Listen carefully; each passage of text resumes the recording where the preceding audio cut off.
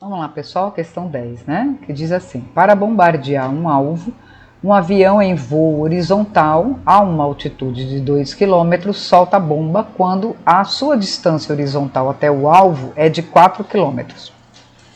Admite-se que a resistência do ar seja desprezível. Para atingir o mesmo alvo, se o avião voasse com a mesma velocidade, mas agora a uma altitude de apenas 500 metros, né, meio quilômetro, ele teria que soltar a bomba a que distância horizontal do alvo? Então, ele dá duas situações. A situação 1 e a situação 2. Na situação 1, ele diz que a altitude é de 2 km ou 2.000 metros. Diz que a distância é de 4 km, altura de 2 km e distância 1, vamos colocar assim, né? Vai ser de 4 km ou 4.000 metros. E ele também diz uma coisa importante. Ele diz que com a mesma velocidade. Então, a velocidade 1 é igual à velocidade 2. Isso é importante. Agora, o que ele fala sobre a questão, sobre o movimento, a outra bomba? Para atingir o mesmo alvo, se o avião voasse com a mesma velocidade, mas agora numa altitude 2 de meio quilômetro ou 500 metros,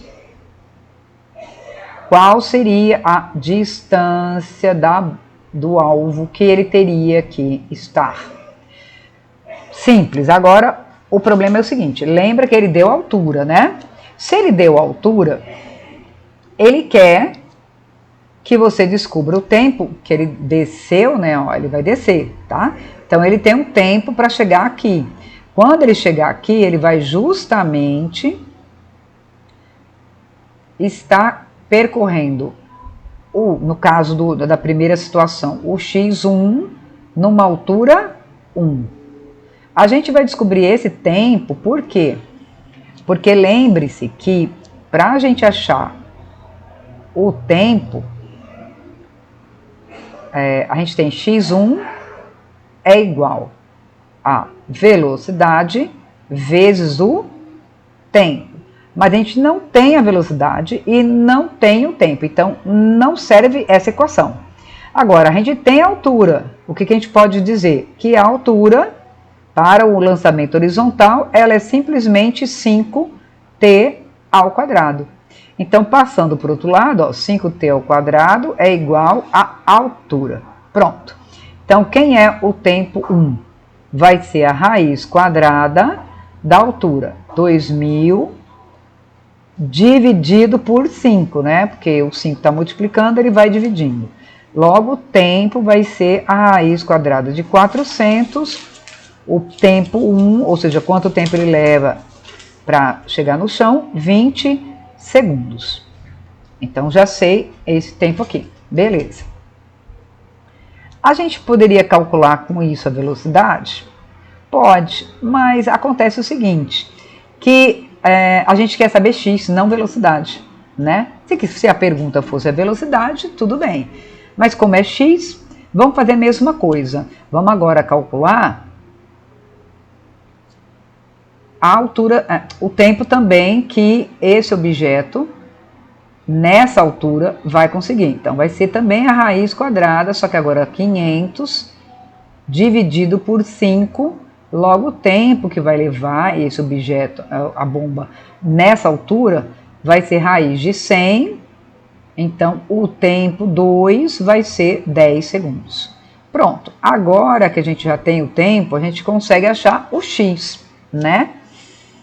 Mesmo sem saber a velocidade. Por quê? Porque como ele disse que as velocidades são iguais, é a mesma, o que é velocidade? Não é distância pelo tempo? Então, a gente vai colocar o quê?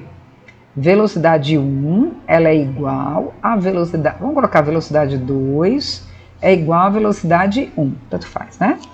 Então, quem é velocidade? É o x2, que é o que eu quero saber, dividido pelo tempo 2, é igual ao x1, dividido pelo tempo 1. Então, de modo que o x2 vai ser x1 é 4.000. Dividido pelo tempo 1, 20. Aqui está dividindo, passa para o outro lado multiplicando, vezes o tempo 2, 10.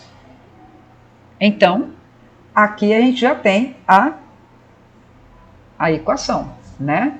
Quem é x2? Vai ser x1 vezes o tempo 2, dividido pelo tempo 1. Agora é só simplificar. Como é que a gente faz para simplificar? A gente corta, né?